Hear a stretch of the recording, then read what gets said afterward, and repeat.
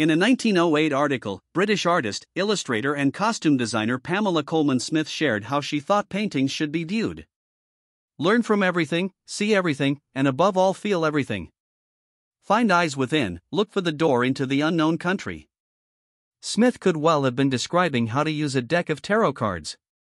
After all, she was responsible for creating the illustrations used in the world's most popular tarot card design.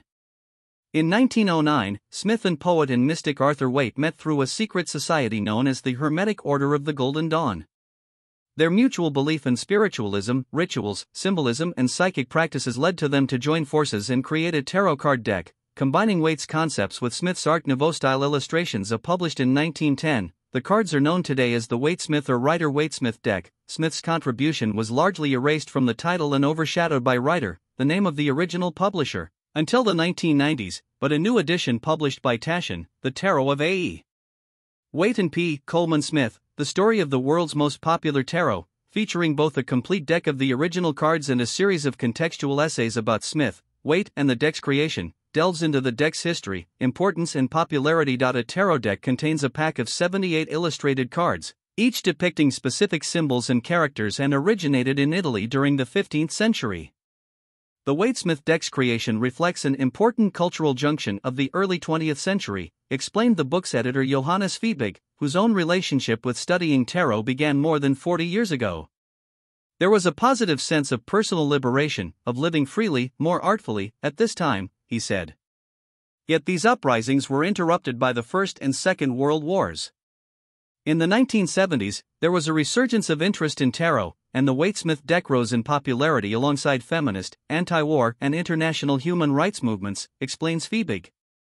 Today, tarot is often used as a tool by people to understand themselves on a personal level, often through practices such as readings, interpreting dreams, and selecting a card of the day. Fiebig says that each card can be interpreted and seen differently depending on the individual. Tarot is an offer for people. It's more than just fortune-telling, he said in an interview with CNN. You as the reader of the cards are invited to come in and have a dialogue with the card's image, and so it becomes a mirror. The image itself then is crucial to any journey with tarot, and is a major clue to understanding the enduring popularity of the Waite-Smith deck. Waite and Smith were geniuses, but at the time, few people recognized that, said Fiebig. A preliminary edition of the Waite-Smith tarot cards dating to 1909.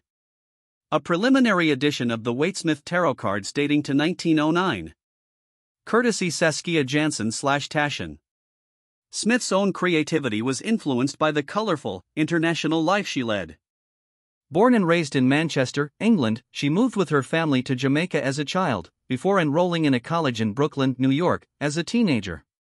She later settled in London, and became intertwined in the capital's artistic scene, counting writers W.B. Yeats, Mark Twain, and Rudyard Kipling, and composer Claude Debussy among her contemporaries and fans of her work.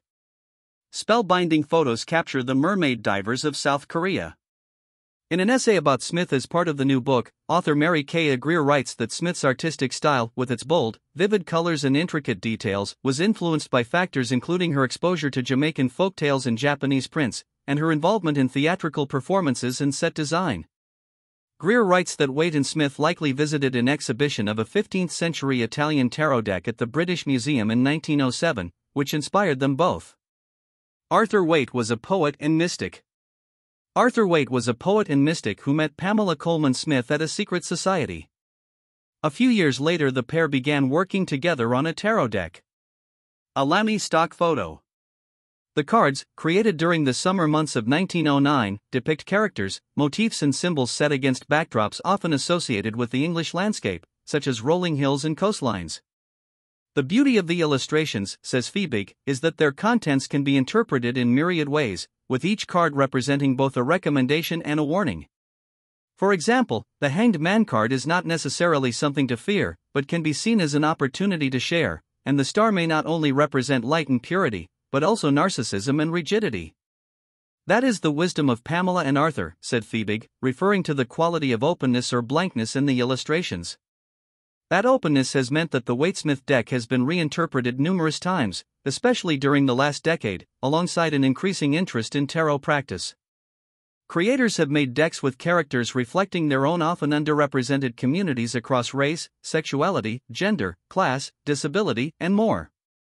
Yet, as tarot expert Rachel Pollack writes in an essay for the new book, these reinterpretations are almost always rooted in the designs, symbolism, and motifs of the Waite-Smith deck. The story of the world's most popular tarot is explored in a new book by Taschen. The story of the world's most popular tarot is explored in a new book by Taschen. Courtesy Taschen. For Fiebig, the enduring attraction and appeal of the Waite-Smith deck stems from the card's ability to encourage people to encounter their own personal truths, especially in times of crisis. Many people are unsatisfied with the given order and are looking for new ways of life, new identities, and new collective values, he said. People want answers. It's a sentiment that seems in keeping with Smith's original way in which she wanted art to be viewed: learn from everything, see everything, and above all feel everything.